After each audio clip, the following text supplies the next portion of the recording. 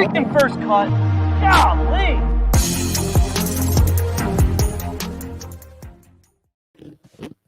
Welcome to the First Cut Podcast. I'm Rick Gehman, and this is your round 2 recap of this week's WGC Dell Technologies match play. We are going to go through each and every group, talk about what happened here on Thursday, as well as the scenarios for Friday, the final round of round robin. And joining me to break it all down, it's Kyle Porter. KP, what up?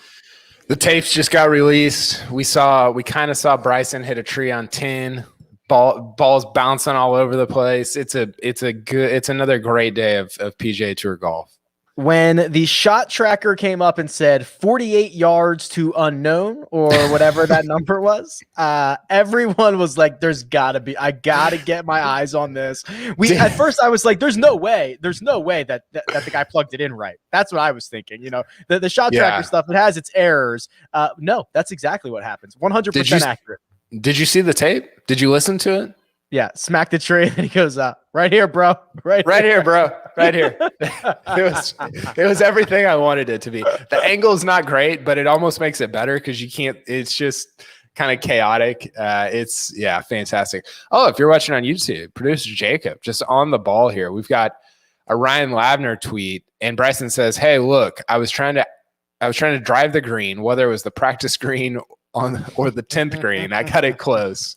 So I think he was aiming way left, hits a tree, and it ricochets way out to the right. And here we are. Bryson's still alive, though. It's the unmistakable thud of a tree that I've heard countless times. You don't usually hear pros hit them that solid, but here we are. It's literally madness time in the sports world with the NCAA tournament in full swing, but I know you diehard sports fans, which means you want to stay in the know with all sports, and that's where CBS Sports HQ is your streaming answer. Just think about what's on tap for this week alone. We've got MLB spring training, the NBA trade deadline, UFC 260, NFL free agency fallout, and draft coverage, golf picks, and of course, the U.S. men's national team. I could go on and on, but you get it. Sports never sleeps, and neither does CBS Sports HQ. It's available on your computer, your phone via the CBS Sports app, or your connected TV. I leave it on all day long, and if you live and breathe sports like I do, I'd encourage you to leave it on all day as well. KP, let's do this group by group. Let's start with group number 1.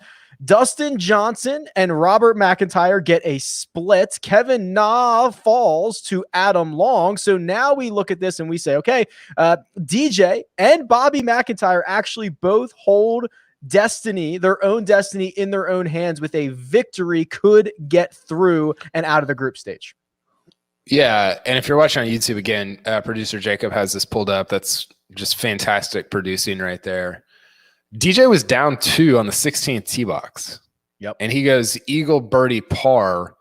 And the birdie on 17 was, I think, an 18-footer, a 17-footer, something like that. So it was kind of a big time last couple holes.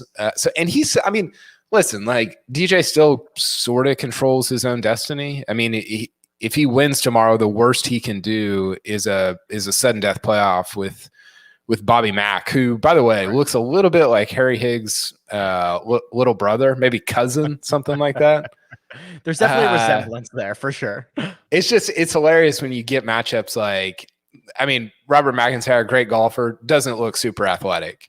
And then DJ is the most athletic looking human out there. And to watch them go up against each other is pretty great. It's golf. It's why we like it. It'll be DJ versus Na. Na is eliminated. Adam Long versus Bobby Mack. If DJ wins, as you mentioned, KP, he will guarantee at least a playoff as long as Bobby McIntyre. If McIntyre wins, that would create that scenario. Adam Long could get in with a win and a Kevin Na victory, right? Yeah, that would get Long in. So we've got 3 guys who are still in this. Am I doing the math? Yeah. Right? Yeah. 2 points versus, and he would beat McIntyre, and DJ would lose. So yeah, he would have 2 points, and the other guys would have 1.5. Yeah, that's right. Yeah. So Adam Long's still alive. Adam Long in his Major League Baseball patch. Yes, I love that. Who else? Ches Reavie, and there's Peter somebody Malnati. else. Peter Malnati. He might not have it anymore. Spencer Levine at one time did. I don't think he still Where's the NBA? Like, why doesn't Gary Woodland have an NBA patch? We got to look into this. We're going to have to find out. Group Vino. 2. The group of death.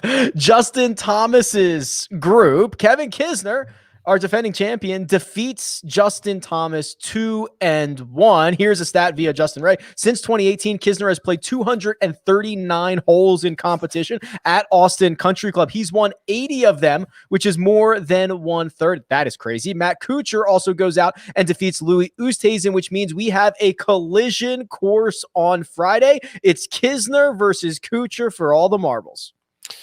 Yeah, I did not see this coming. I don't think any of us picked either Kisner or Kuchar. Do you know how many? Okay, so JT played, I think they played 17 holes. Yeah, they played 17 holes on Thursday.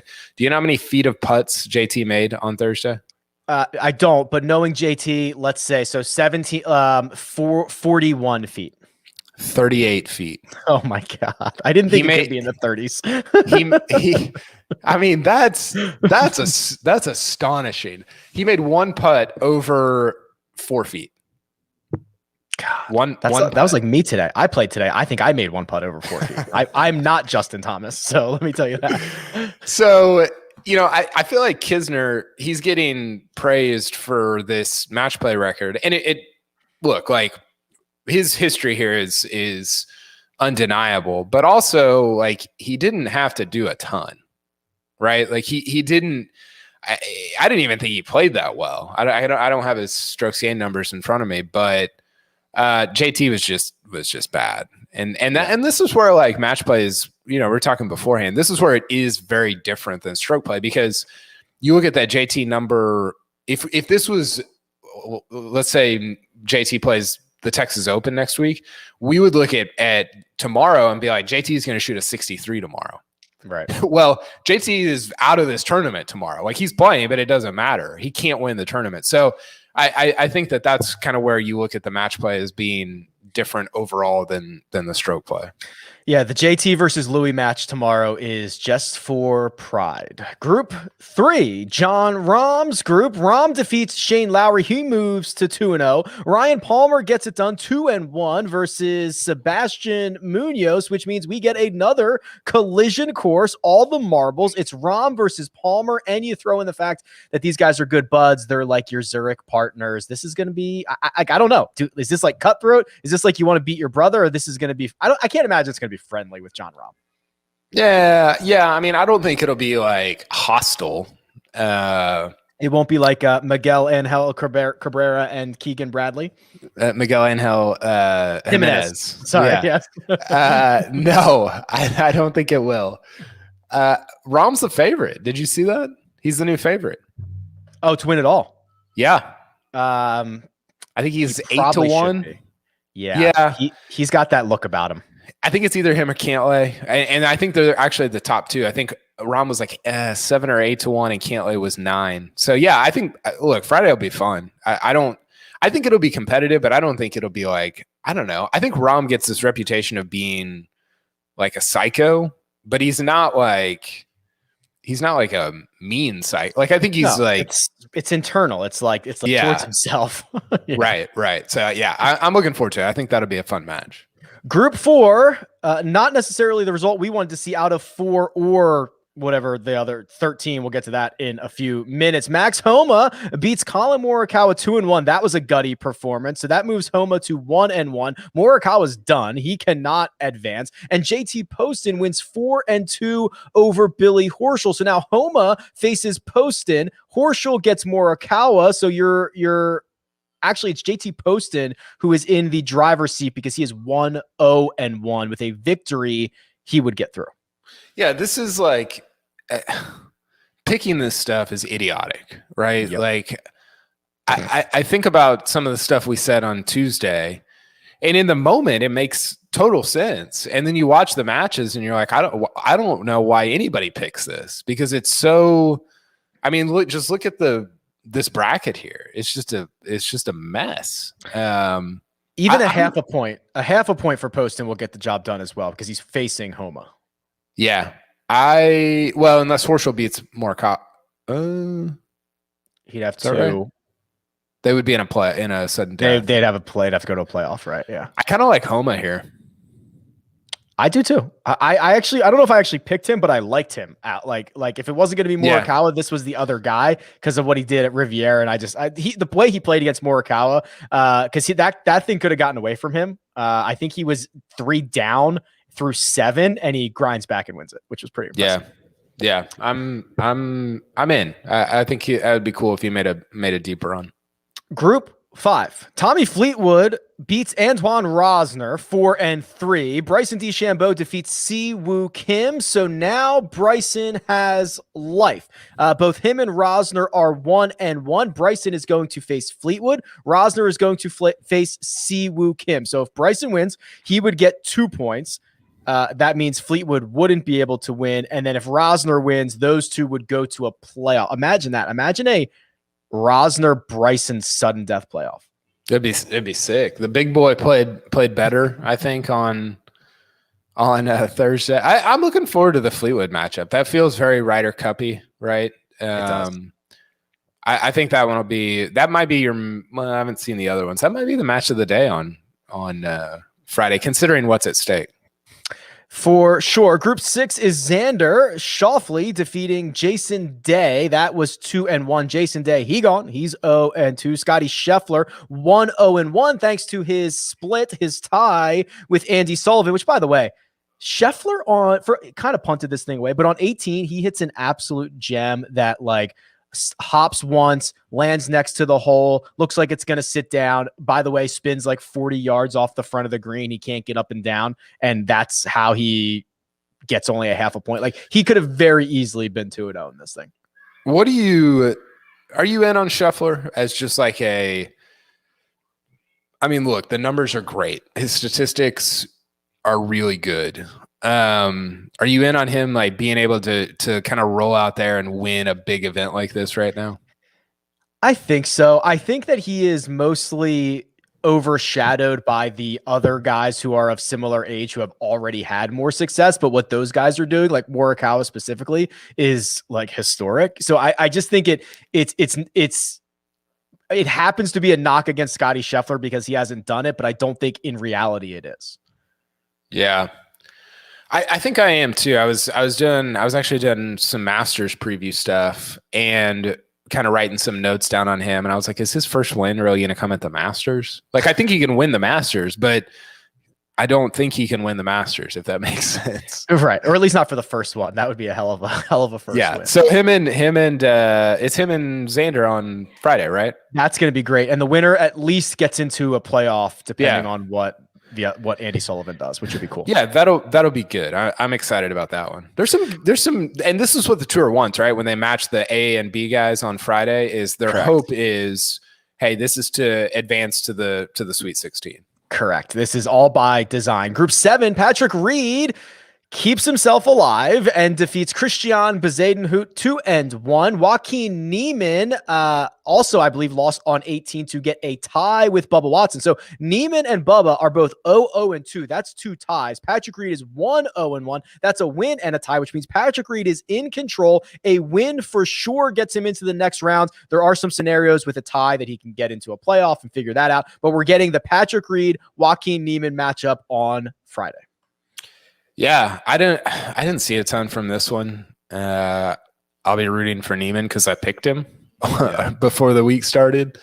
But again, that's a good matchup to potentially move on between the top 2 guys. The all-English group, that's Group 8. Sergio, who, my God, well, we can talk about one specific shot from Sergio, defeats Terrell Hatton 3-2. Lee Westwood gets by Matt Wallace. So Sergio controls his own destiny here. If he gets in with, he can get in with a win. He's definitely in. A half a point depends on what Lee Westwood does. Even if he loses, who's he playing on? He'll play Westwood. So a half with Westwood would definitely get him in. So a half or a win for Sergio moves on. Yeah, Sergio's been dirty. He's number 2 in the field, tee to green. The shot you're referencing, it was 12, right? Yeah, that's the one. What did he hit? I think he said it was 3 wood. Okay. It stopped like it was a 9 iron. Yeah, this is that short drivable par four where like guys were hitting driver, and if you landed on the green, it like you use the backstop of the grandstands. Which is so yeah, I know it's so like bad. what are we doing? Sergio hits a 3-wood. The way he described it made it sound very simple. Hold it up into the wind, blah blah blah. It landed exactly like a 9-iron. Of course, he missed the putt from like 7 feet, but he didn't need it. Birdie was good enough. Yeah. Whenever I watched the highlight a couple of times, and the first time I watched it, I was like, "What did he hit there?" Because it was so high and it landed so soft. And then it just replayed, and I was like, "Wow, that looked like a wood or a driver or something." So Sergio's been awesome. I mean, he came into this event pretty hot this year in terms of tee to green, and he's a little poultery in terms of match play with the putter. He wasn't very good with it on Thursday, but overall he's been plus. But yeah, he's number 2 behind Cantlay in strokes gained tee to green so far, which is kind of what I expected a little bit coming in. Group 9, which the winner of Group 8 will face the winner of Group 9, is Mackenzie Hughes winning 4-3 over Webb Simpson, and Paul Casey defeating Taylor Gooch 3-2. So that means Mackenzie Hughes is in the driver's seat. He is 2-0. He's going to face Gooch, and Gooch is already out. This is not the scenario that the PGA Tour wants, which is right. Your 2-0 guy is facing the 0-2 guy, and all he needs is like a half. Yeah, it's yes, it's not good. And I am desperate for a Taylor Gooch win over Mackenzie Hughes because Paul Casey was my one and done. Yeah, so what would have to happen for Casey? I need a lot to happen on Friday. So if Casey beats Webb and Gooch beats Hughes, Casey and Hughes would go to a sudden death playoff. And then you have to have Casey beat Hughes. So there's a lot going on. This feels like when your team is like number 9 in the second to last college football playoff rankings, right. And you're like, well, I mean, if Auburn beats Alabama and Cal takes down Oregon twice in the Pac-12 championship, and it's like, yeah, that's not going to happen. It's like trying to hit on like an 8-team parlay. Yeah. Group 10. Patrick Cantlay does it again, 1-up over Carlos Ortiz to go 2-0. Brian Harmon defeats Hideki Matsuyama. So on tap, we have Cantlay versus Hideki. There's your 2-0 versus your 0-2. Ortiz and Harmon both at a point each. So here we go. Cantlay, who has just been essentially diabolical, has a chance to close it out and move on 3-0. He's been filthy. It's crazy because you look at his scores and you're like, oh, Patrick Cantlay won 1-up on day 1, he won 1-up on day 2, and then you look closer and you're like, wow, he made 6 birdies and an eagle on day 1. He made, I think, 7 birdies on day 2. It's been, yeah, he's been really good. This is what I needed at the Players whenever I picked him, but he's been awesome. I think that like I said earlier, I think it's him or Rahm should be the favorite right now. Group 11, Rory McIlroy gets a bounce-back victory and keeps himself alive thanks to a drubbing of my Final Four Lonzo Griffin, which ain't going to happen. He's 2-0 or 0-2. He gone. Cameron Smith loses to Ian Poulter. So here we go. Poulter is 2-0. Rory is 2-0, but they don't play each other. Oh, no, sorry. Rory's 1-1. So Poulter would have to lose to Lonzo. Rory or Cam Smith, the winner of that, if that happens, would go to a playoff with Poulter. So what we were talking about before is Rory could get a second crack at Ian Poulter in a playoff, even though he got smoked by him on day 1. Which would be great. I mean, it would be the most anticipated of all the sudden deaths. Maybe Bryson and Antoine Rosner, but yeah, Rory played better on Thursday, and he didn't seem. There was something, I think, who interviewed him? I think it was Steve Sands afterwards, said that he hit like 11 bags of balls on Wednesday. After his bag? What's a bag? Like well, 20? that's a good question. Because if a bag's like 4 balls, then that's not really that many balls. Nah, not at all. But if a bag is like 40, that's kind of a lot. I think it's one of those little draw. I think it's like 20 bags, 20 balls. That's my guess. So that's like, over 200 balls, which is a ton of balls. Yeah.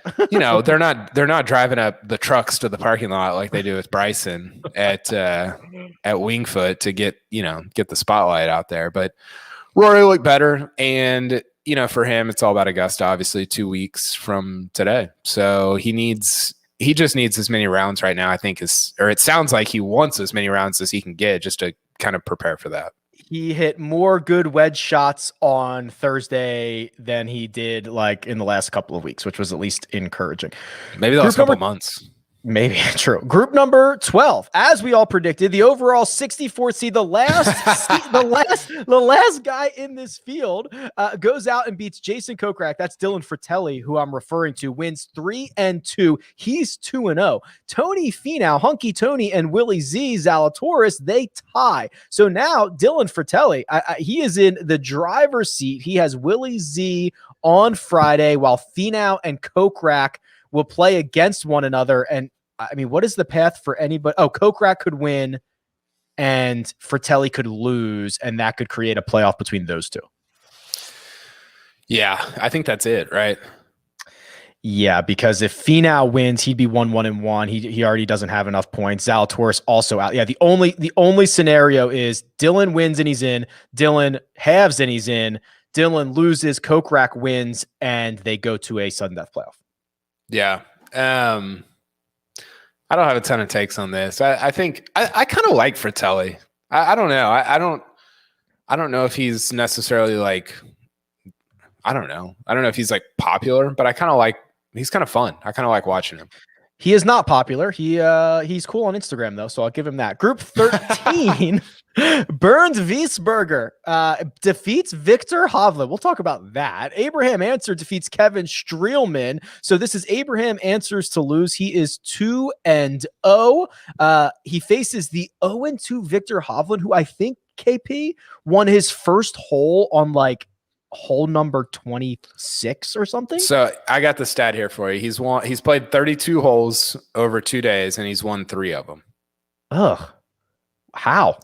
Technically, you can win 2 matches by doing that. Sure. But he did not, which I didn't really. You could also lose 2 matches by doing that. Yes, which he did. I picked Answer to win this group, but I didn't see this coming from Hovland. He wins the USAM. He's playing really good golf, and then he's just kind of a zero this week. And against Bernd Wiesberger and Kevin Streelman, yeah, it is. I haven't looked at his numbers. So I'll look him up while we're talking, but it's been not the week that I expected from him for sure. Group 14, so aptly named the Group of Life by you on Tuesday, because all 4 of these golfers still have life. Brendan Todd defeats Daniel Berger. Eric Van Rooyen defeats Harris English. All 4 guys are 1-1, which means we are going to get Berger and English versus and then Todd versus EVR, and there are a lot of tiebreaker scenarios if both matches have, or if we get a clean winner from each one, we'd have a sudden death playoff. Yeah, definitely the Group of Life. Everybody's still alive on Thursday night. Victor Hovland 55th this week from tee to green. Not good. Out of 64, which is out of 64. Not great. I picked Todd, so I'll be rooting for him on Friday. But yeah, I think that. Yeah, I think it'd be cool if he came out of this group. Go ahead. I was going to say, the only way we don't get a playoff, which I like, is if one match ends in a victory and the other one match ends in a half. Yep, that's right. Interesting. Love it. Group 15. Matt Fitzpatrick defeats Corey Connors in a big way, 5-4, while Jordan Spieth ties Matthew Wolff, which was probably a bit disappointing for Jordan. So now we've got Matt Fitzpatrick at 1-1. We have Spieth at 1-0-1 along with Matthew Wolff, and we're going to get Spieth versus Connors, and we are going to get Wolff versus Fitzpatrick. So there's a lot of stuff that can happen here. I mean, Spieth just gagged away the last 2 holes. All he had to do is par one of them, and he wins the match, right? I guess Wolf had a birdie putt on 18 that we didn't see. But it was like 7 feet. So it was kind of, it was up in the air. And Spieth was he was abysmal over those last 2 holes. The encouraging thing though, 21 out of 23 rounds now, he's been plus strokes gained on approach shots. I put this out on Twitter on Wednesday.